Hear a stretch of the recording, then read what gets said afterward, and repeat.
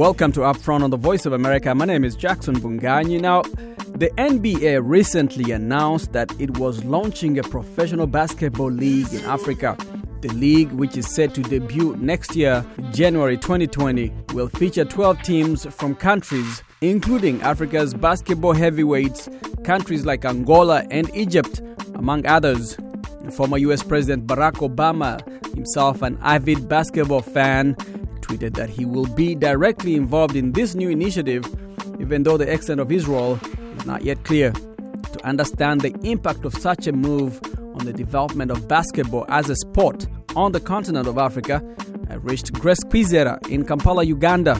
Mr. Kwizera is a member of Uganda's Basketball Federation, managing one of the leading teams in the local league. He tells me that basketball has been gaining popularity on the continent, especially in the last 10 years, and that the NBA may have seen that as an opportunity to reach a new market.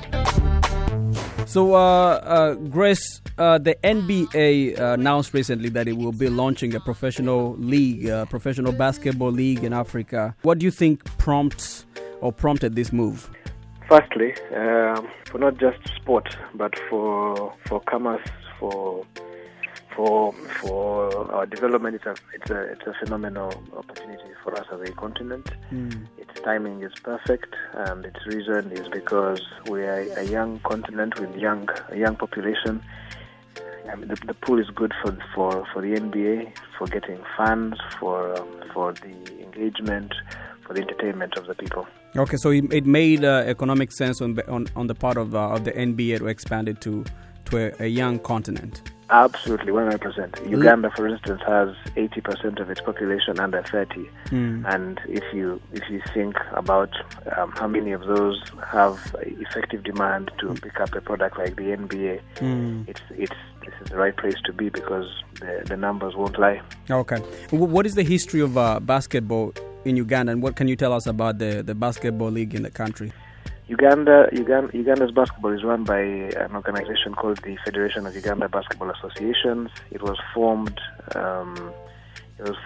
nearly 50 years ago, or 60 years ago, and in the time it has been here, we have enjoyed recent success.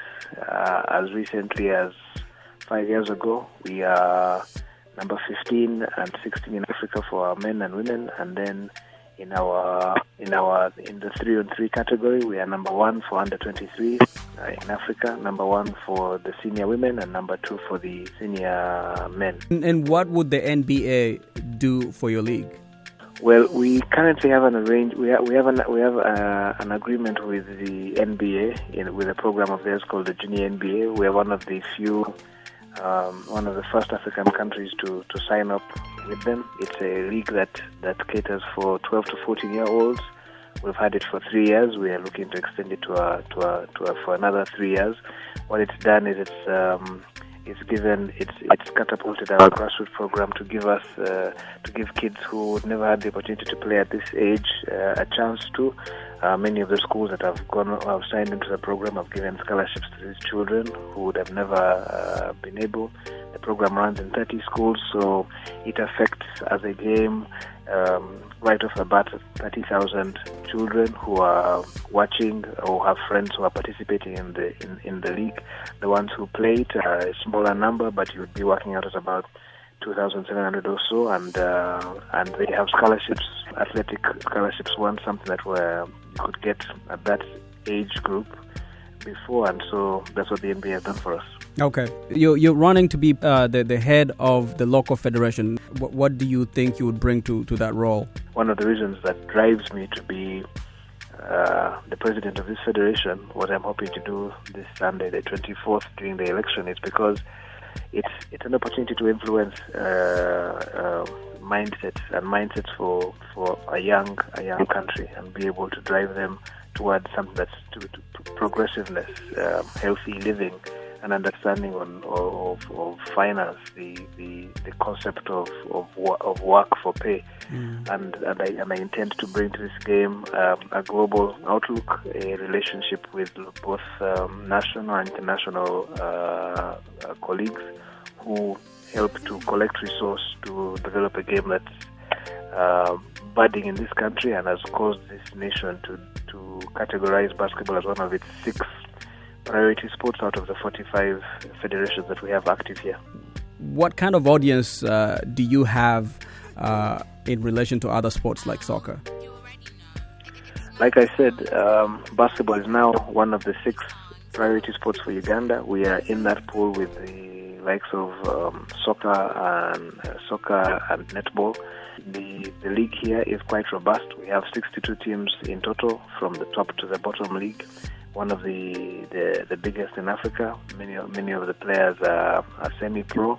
Our champions, City Oil, a club that I manage currently, finished 5th in the African Club Championships the last time we went out. Been champions of our zone, which is most of East and Central Africa, twice in a row, and that's because the basketball culture here is a very big one and a very exciting one for an age group that is really what most of Uganda is made up of, which is the under-30s.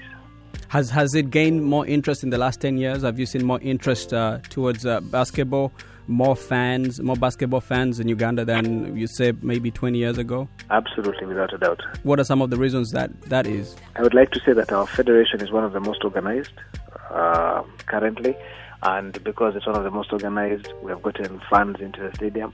I've been lucky to be a manager at the national team level, and the work there has given us international success. That international success has encouraged players to improve their skill set, but has also brought fans to the stadium and brought people who are interested in the game because of how well we're doing internationally to appreciate it. The work that I have done at City Oil as the manager of City Oil means that we make this country proud every single day. You have international tournaments where City Oil is going to play. Like I said, we finished 5th in Africa. We are battling with the big boys from Angola and from Egypt and Morocco, and that excites the local population. Now, some people have said that one of the reasons why basketball is not popular on the continent is that it tends to be an elite sport, usually played by young people in urban areas. How do you bring in these young people from the rural areas who are a critical mass when you think about the numbers? How do you plan to bring in these young people into the sport? The fastest way for us, one of this junior NBA program, what it's done for us, it has taken us to places that we weren't in originally, and has encouraged schools who are excited about a partnership with the NBA and are getting uniforms from them and getting basketballs and whatnot to refurbish or to build courts. And they have gone to places where that reach out to that affect their local community. We haven't gone as far as taking care of the other regions of the country. We haven't gone as far as spreading to the north, to the south, or the east, because most of it is central, close to Kampala.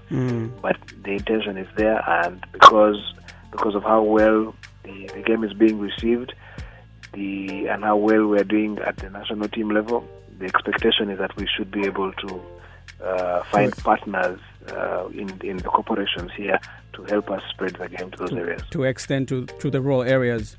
Yes. What do you think of Uganda not being part of the original set of countries selected by the NBA, part of the 12 countries? Do you think it was a mistake on the part of the NBA not to include Uganda?